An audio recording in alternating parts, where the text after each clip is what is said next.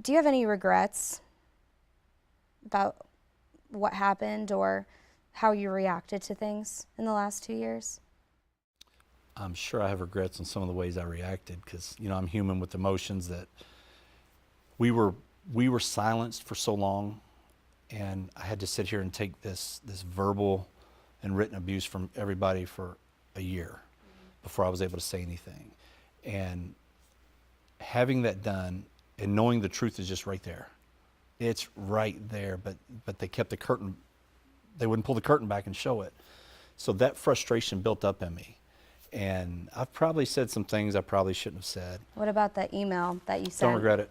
Don't regret the email at None all? of it. Not I one mean, part of it. this town was on edge.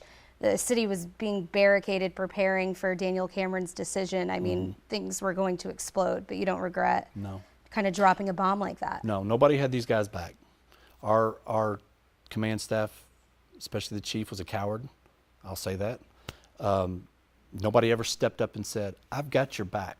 These guys needed that, man. They were getting forever. This was what, 6 months in, 8 months in? They were getting barraged with stuff. I mean, we've got guys on federal indictment now, guys in federal prison for stuff they did during this, because there's only so much that a human can take. Just you got a badge on doesn't mean you're not a dad, a son, a father, a brother, a sister. You're human.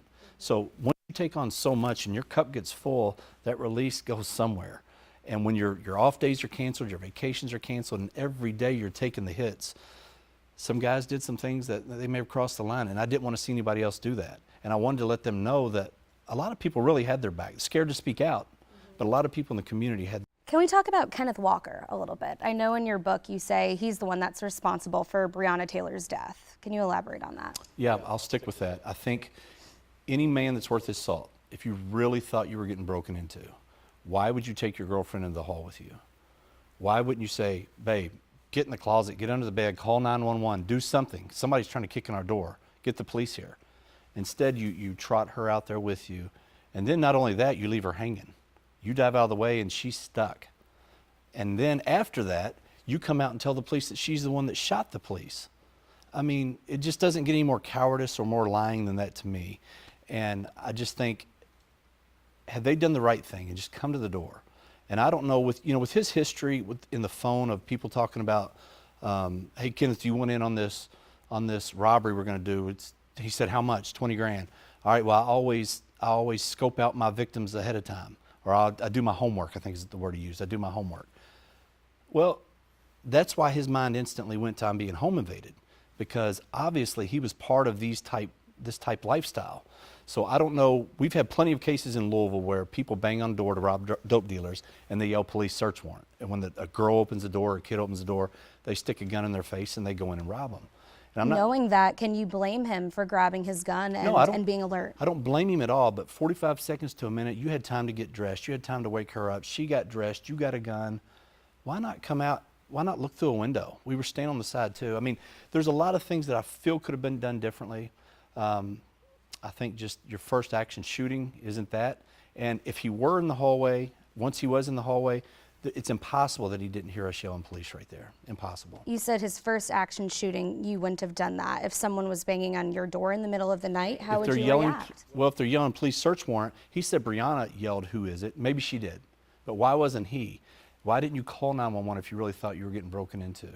Again, I just think you're putting her in a situation that she didn't have to be in. If you wanted to be there, if you wanted to risk your life because you thought you were going to protect your home from burglars, you do that. But a real man, in my opinion, would ask his woman, you stay out of harm's way, I've got this.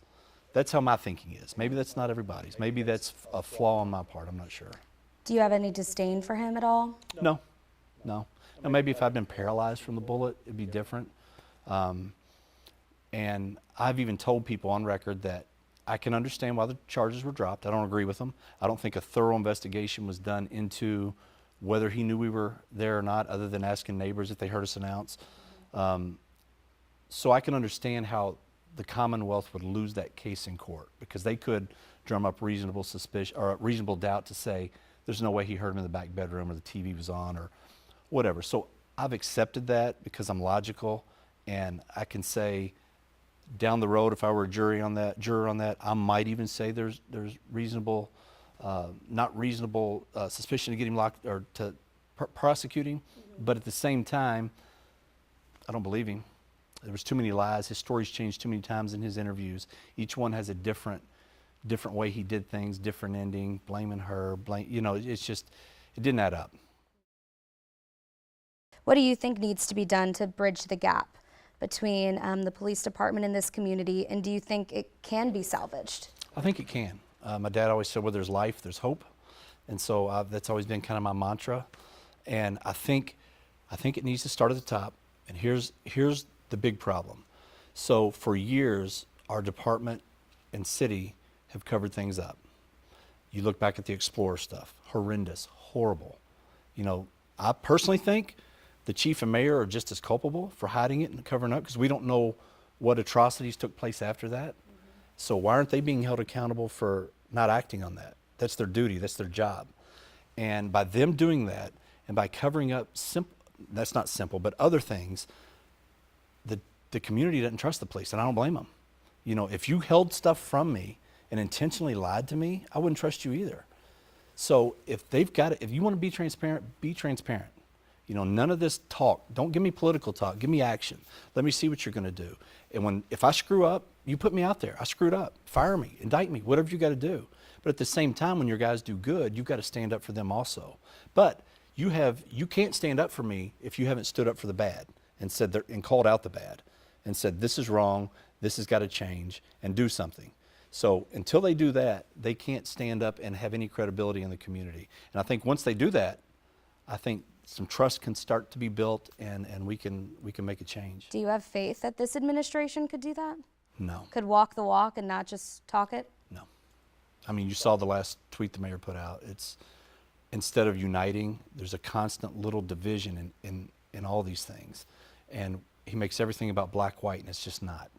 And it's so frustrating, because it doesn't have to be that way. Were you ever at any point, heartbroken to see the way Louisville and